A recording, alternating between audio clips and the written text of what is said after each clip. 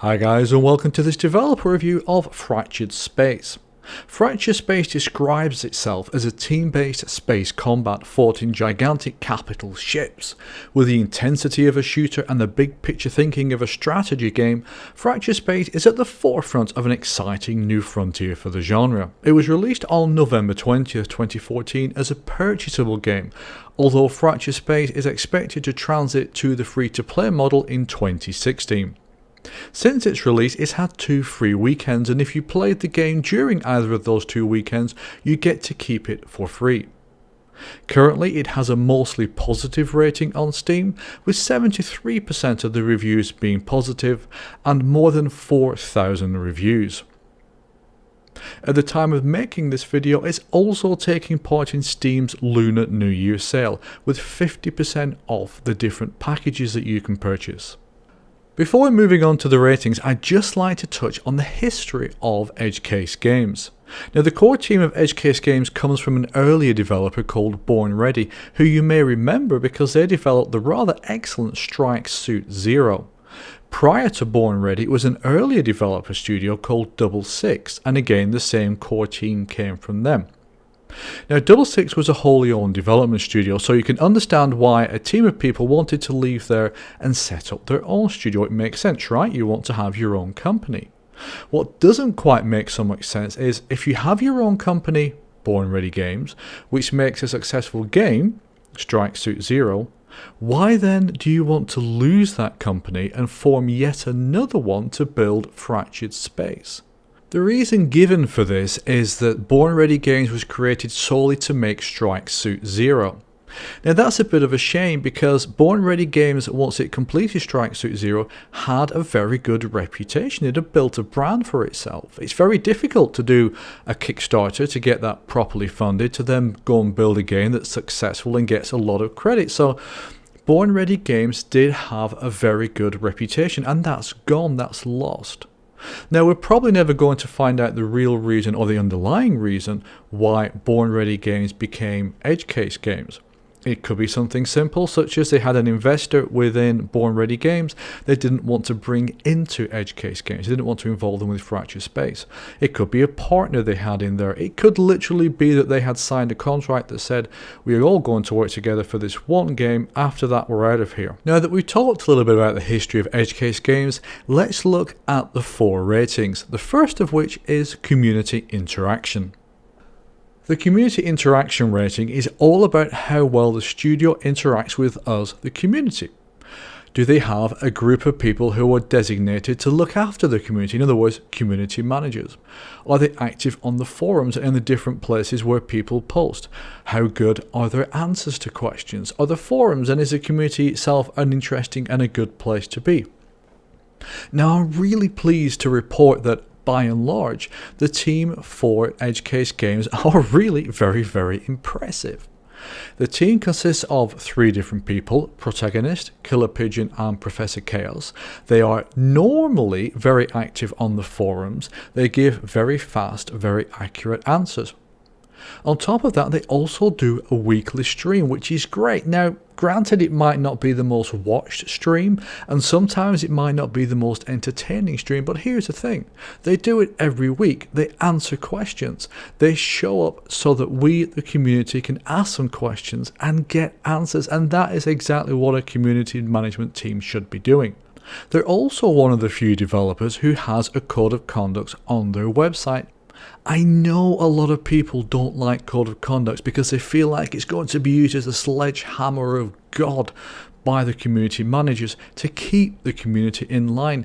I disagree. As a former community manager, code of conduct show exactly how the community should behave and what they can expect when they don't behave, but it also limits the powers of the community managers. It means there can't be any arbitrary banning or kicking out of threads or kicking out of games. It also provides a way of handling players who are not being very helpful, or if there's somebody throwing abuse around in a game, there's a method, a channel of dealing with that. So for this reason, I am a big fan of code of conduct, of course, provided they're actually adhered to. And this is something that I think Edgecase Games have done very well. Now, I mentioned earlier that they are normally very active on the forums, and that's usually the case. When I started researching this video, I went back over the forums for the last few days just to kind of check how active they have been, and I fully expected to see a whole ton of posts by the community management team. I found virtually none, and this is in the middle of a Steam sale. It's an opportunity to answer the questions of people who are interested in purchasing your game and increasing the number of sales. The reason why this is important is because the week prior to this, they did a free weekend, and the community management team spent the entire weekend answering questions on the forums. Over that weekend, they did about 27 hours worth of streaming. That's insane. And they put a massive amount of effort into the free weekend. But because they've not been around very much during the Steam sale the following week, that means they've undoubtedly lost a number of sales. So they've done all the hard work to encourage people to come and join and test the game and try it out and see how good it is. And that it meant that there was a large number of additional people playing the game. So after that, they've had the Steam sale, and that should have been an opportunity for them to monetize those players, to be able to gain additional sales. But because they've not been around very much on the forums, it means they've undoubtedly lost a number of sales, and that's not good. But it also leads on to a second issue. When they transit across to the free-to-play model instead of the purchase model which they're on now, they're going to need to be able to answer questions pretty much all the time.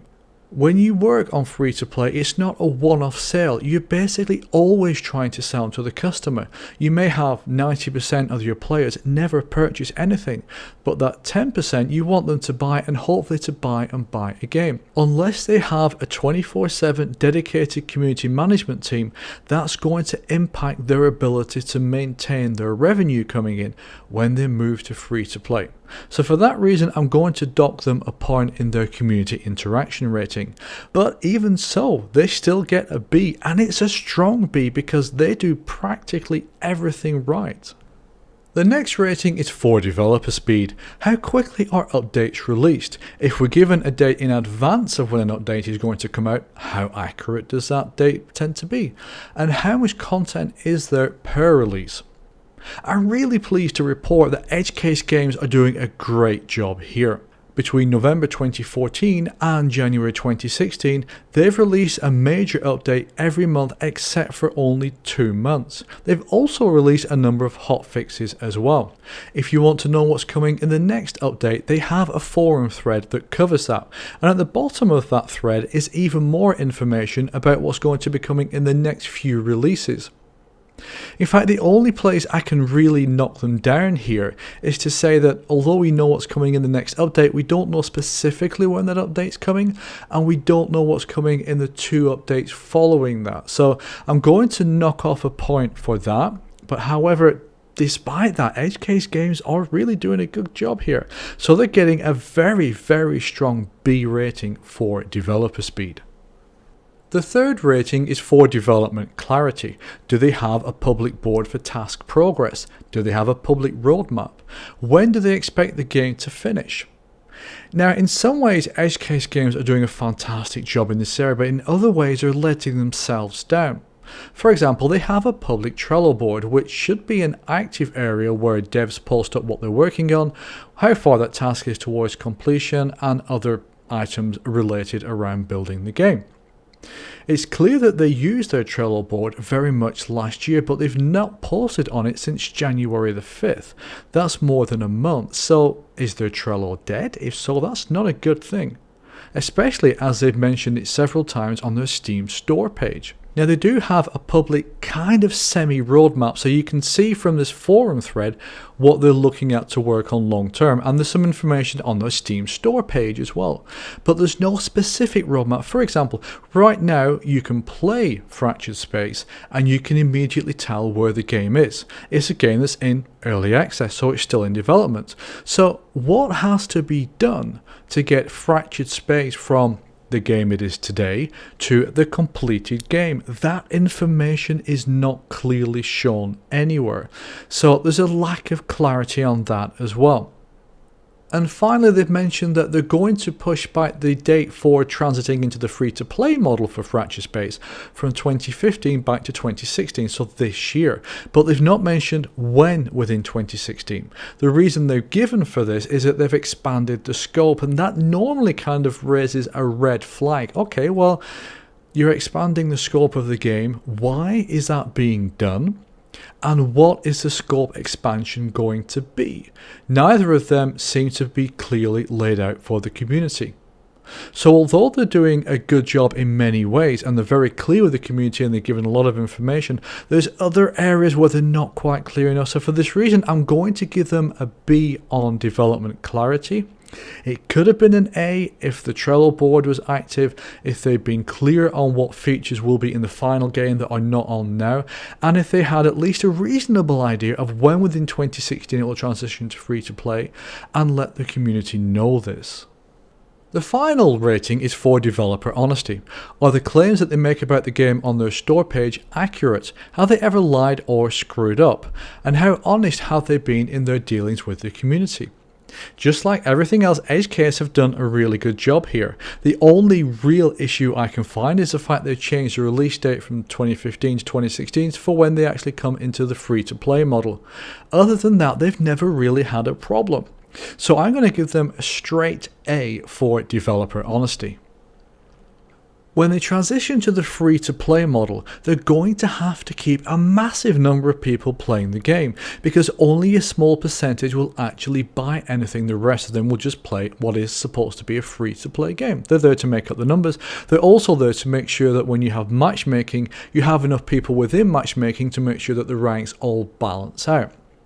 Now, the first free weekend they did back in 2015, they weren't able to keep a large number of those players playing. So it's going to be very interesting to see what happens with this second free weekend. Will they keep those people around? Will they all leave again? And this may be one of the tests that they're doing prior to going free to play. So this is my one worry about Fracture Space, whether or not Edgecase Games can keep enough people playing when it moves to a free-to-play model to justify the survival and the growth of the company and the game. Other than that, I've got to say they're doing a fantastic job. So I'm going to give them a positive recommendation, but it's a cautious positive recommendation based on the player numbers that will be required to keep the game active once it translates to free to play. That's it for this developer review of Edgecase Games, the studio behind Fractured Space. If you've enjoyed this video, please hit the like button, and if you've really enjoyed it, please hit that subscribe button. That's it for now. Enjoy your gaming. Take care.